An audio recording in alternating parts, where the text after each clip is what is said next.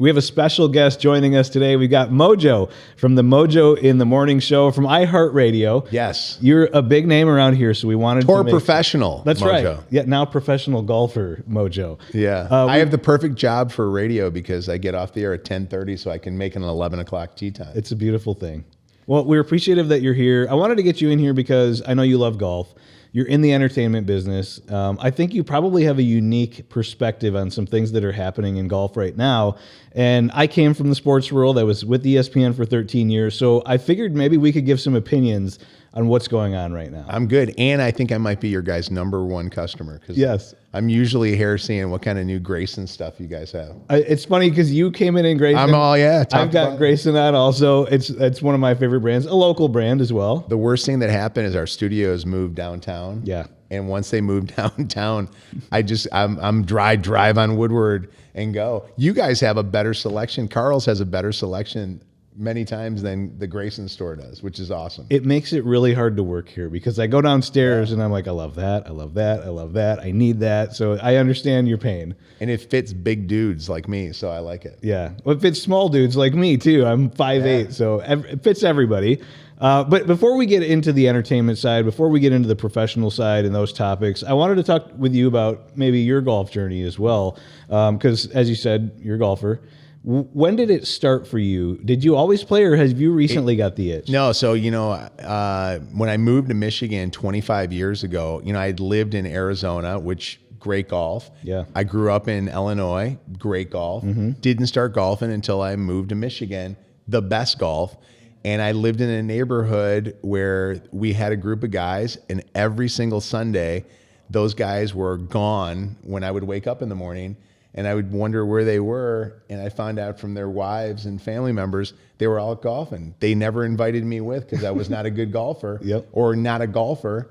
So I asked one of the guys, I said, hey, you think if I could tag along, and they said, yeah, come on with. We don't care what kind of golfer you are, as long as you're fast, right? Yeah, Everybody always says that. And so long story short, literally I got invited to go do this, and I said, you know what? I'm going to try it. And that was kind of my journey, was to be included amongst a bunch of neighbors. Yeah, it's a social sport. For me, I've been playing since I was 3 years old. I have kind of a different relationship with it because it's just where I go to be it's my happy place. Sure. But I do understand being included with peers and in the business world too. It's an important part of socializing and having business done. For you, are you more of a competitive player? Are you just here to have fun, or what? How do you describe your game? So if you look at my handicap can range anywhere between a 24 and a maybe 19. Okay, 19 if I'm actually like in July and I had a couple of really good rounds. Sure. So I'm not a great golfer. If I break 100, I'm okay with it. If I can break 95, if I can be like a 90 to 92 or 3, I feel like I've accomplished something. I broke this past winter. I broke 90 and I shot an 89. I thought I won the tour. Yeah. So that's kind of my thing. I look at golf as my form of exercise. Okay. So I've lost a bunch of weight this past year, and I noticed that I would lose more weight the more I played golf. Sure. And I belong to a country club, and I used to be the guy that was there once or twice a year bringing a client out.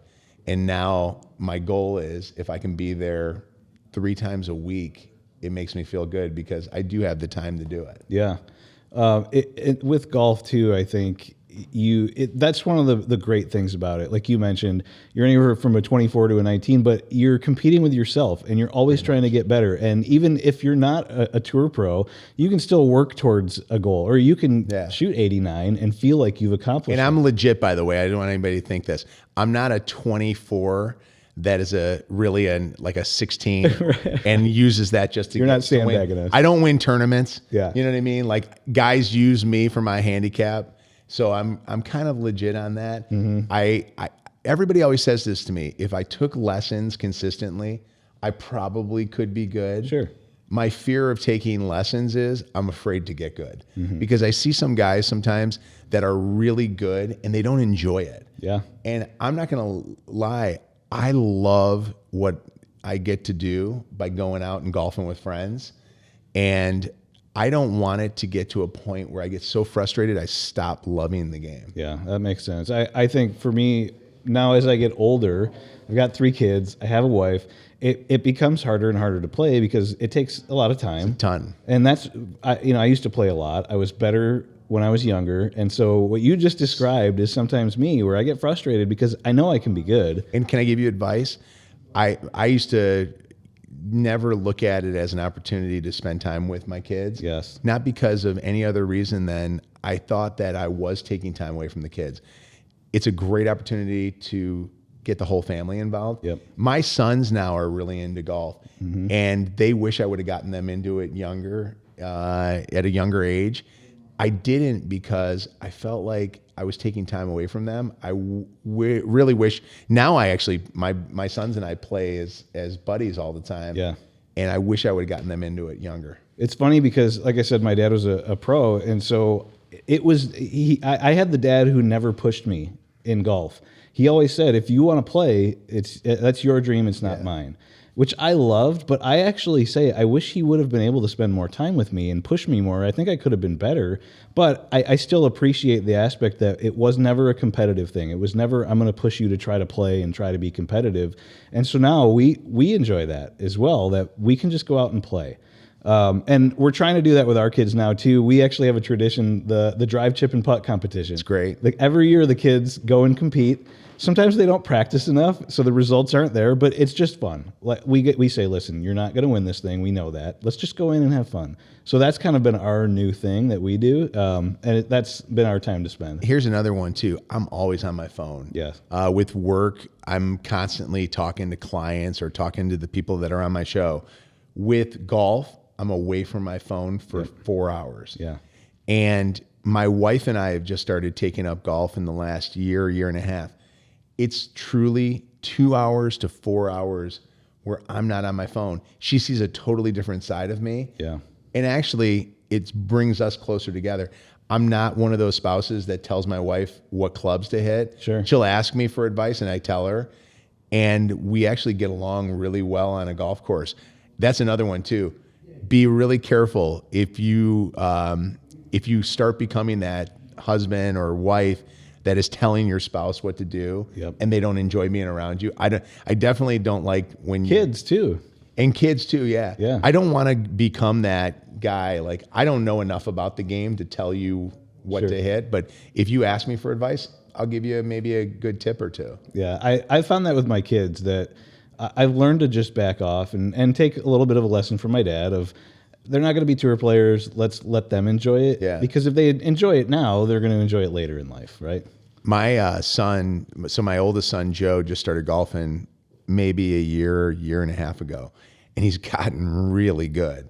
I mean, he beats me consistently now, where before it was he wasn't beating me and I was giving him tips. Sure. And he lives in Florida, so he golfs a ton.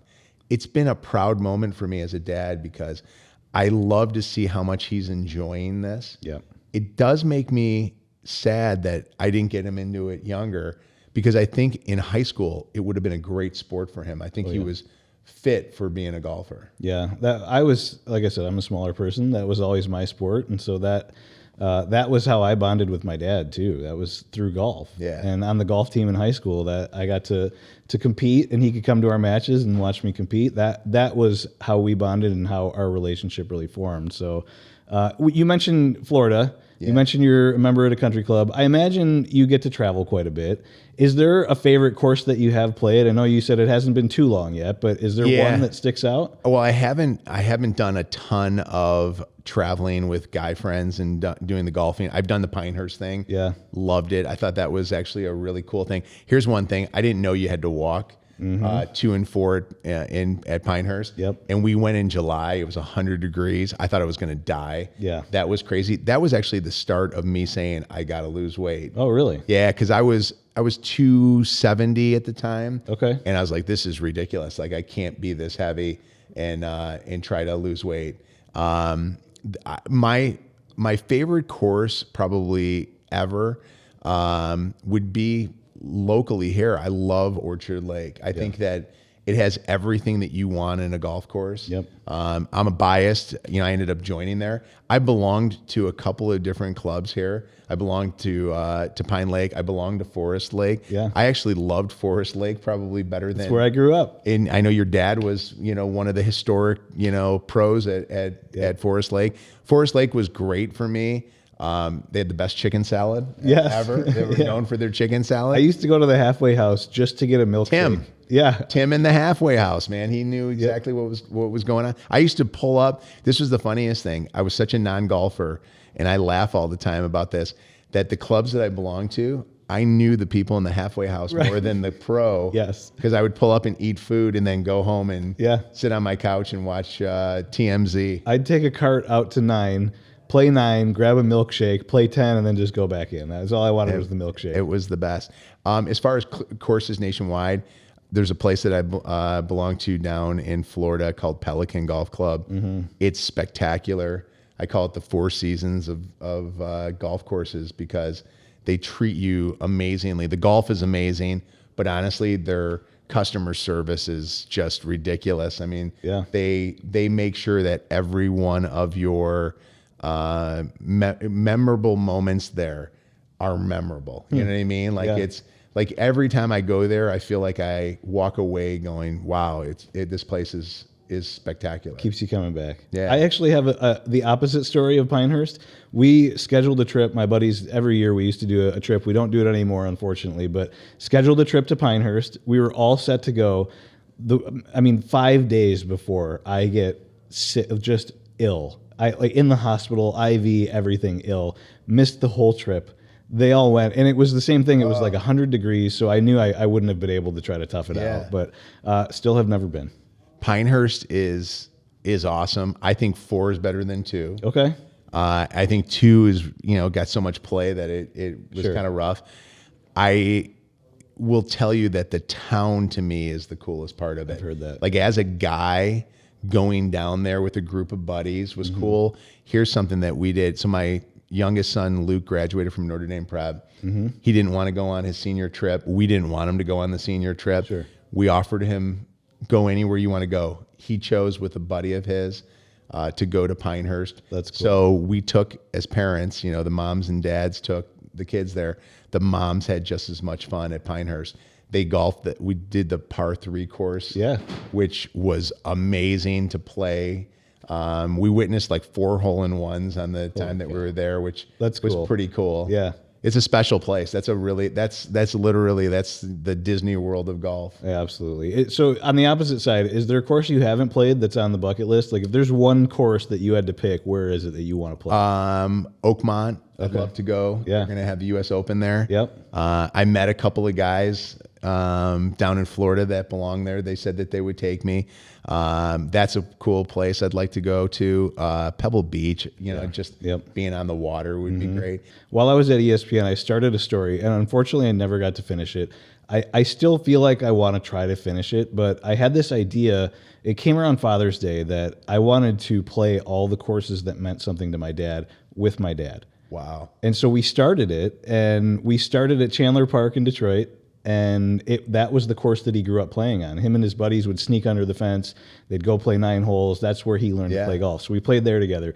Detroit Country Club, that's where he caddied. So we went and played there, and I could see him reminiscing. When we were at Chandler Park, he looked back at the highway and said, I remember one time we were playing, and my cousin rode by on his milk truck and was waving and hooting and hollering at us, and I could see the memories happening, and I was experiencing that and writing all of it down. And so Pebble Beach is his favorite course.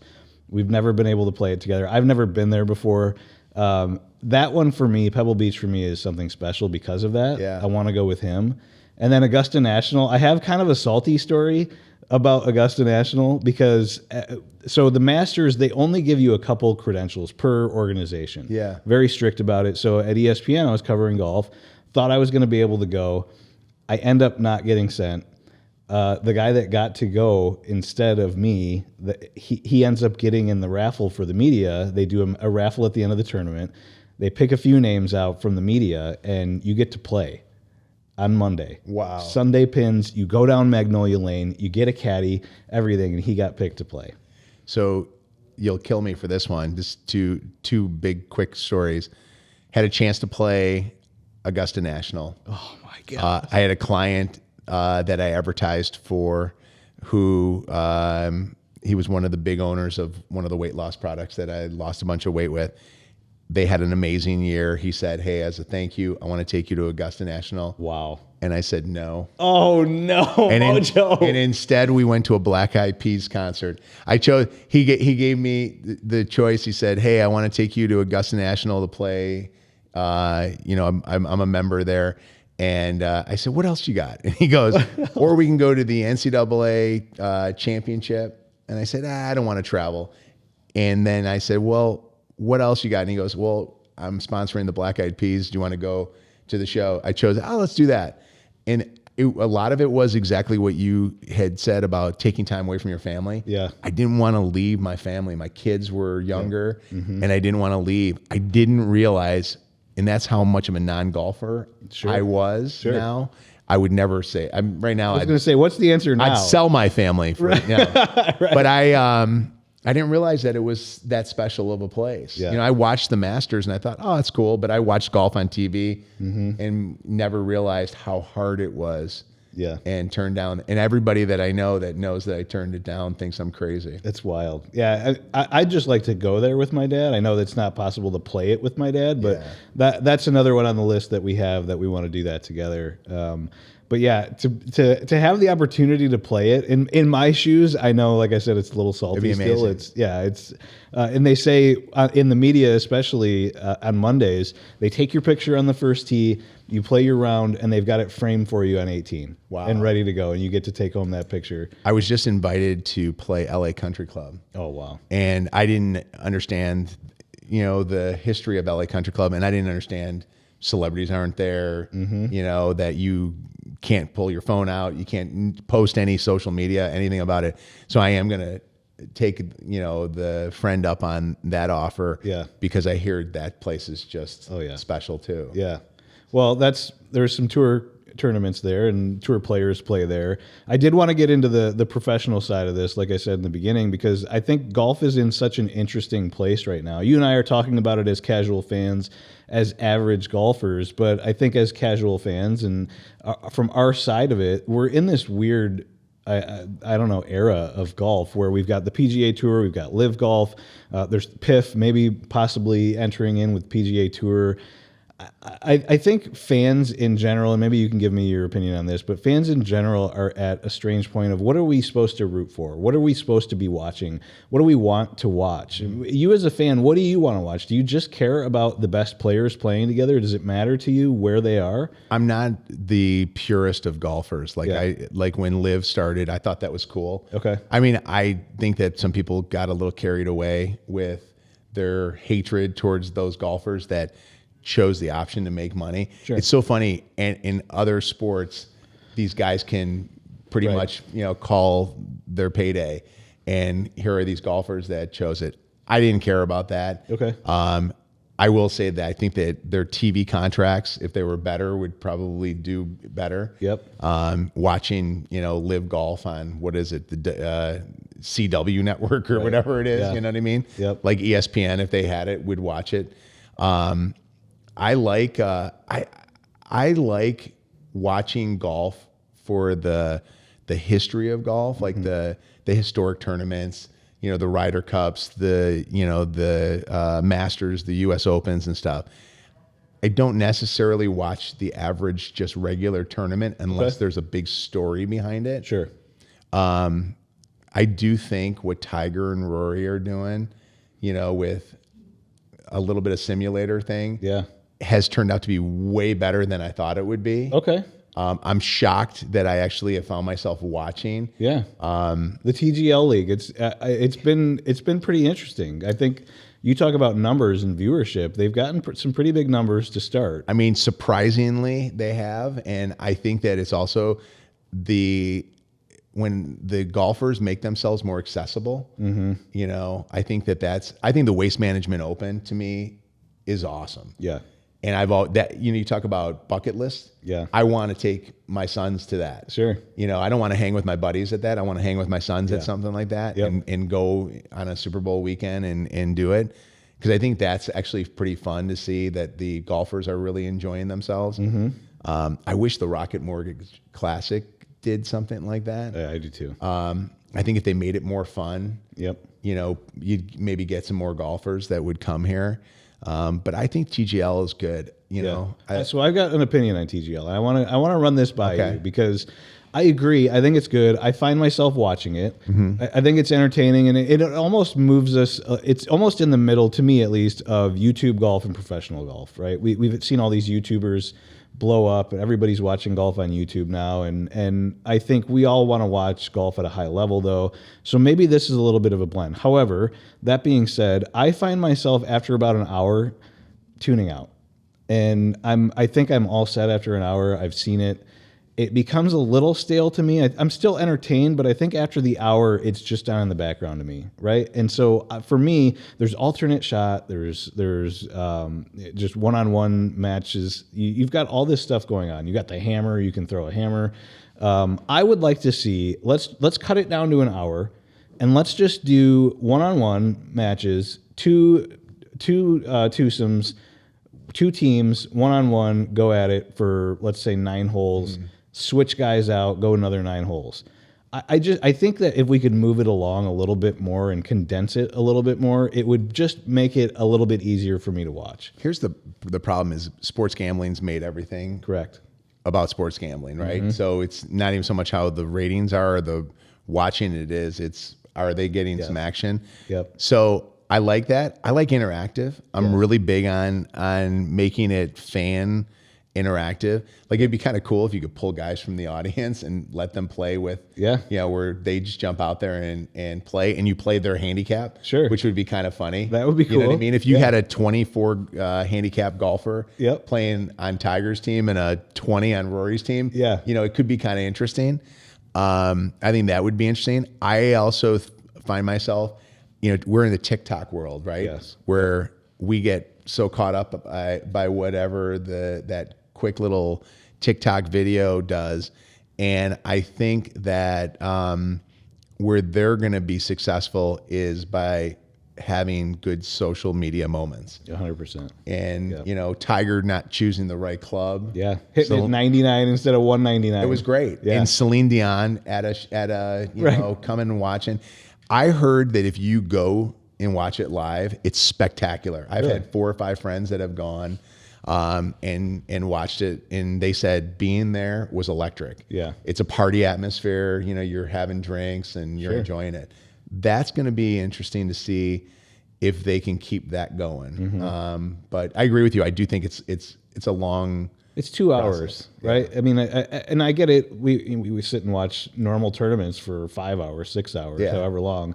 But I just think it would be, when we're talking about entertainment and what we want entertainment to be, I think an hour is probably the sweet spot. Condense it a little bit, and we went back to, we were talking about Liv and Piff. I mean, maybe you bring in Bryson and Brooks. Maybe you bring in some of those guys. I think so. Right? Then now I think that WWE has done so much right with building characters. Yeah. And like you're talking about almost behind the scenes of hearing Tiger say he didn't hear the yardage. If you've got some bad guys and good guys and you can kind of root for individuals, now you're starting to build personalities.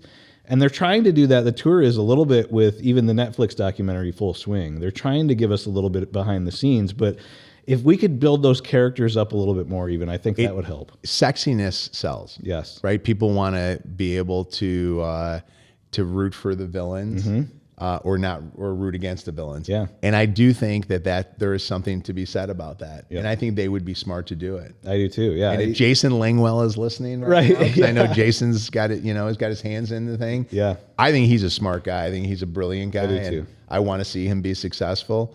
I do think anytime that you got golf on a Tuesday night when there's nothing else on TV, Right. If college basketball sucks and the only thing that you're watching is a boring, game, there's nothing else there, who knows? And I'm not bashing it either. I think it's great. I like watching it. I think the idea is great. And I think we need something. The game needs something like this.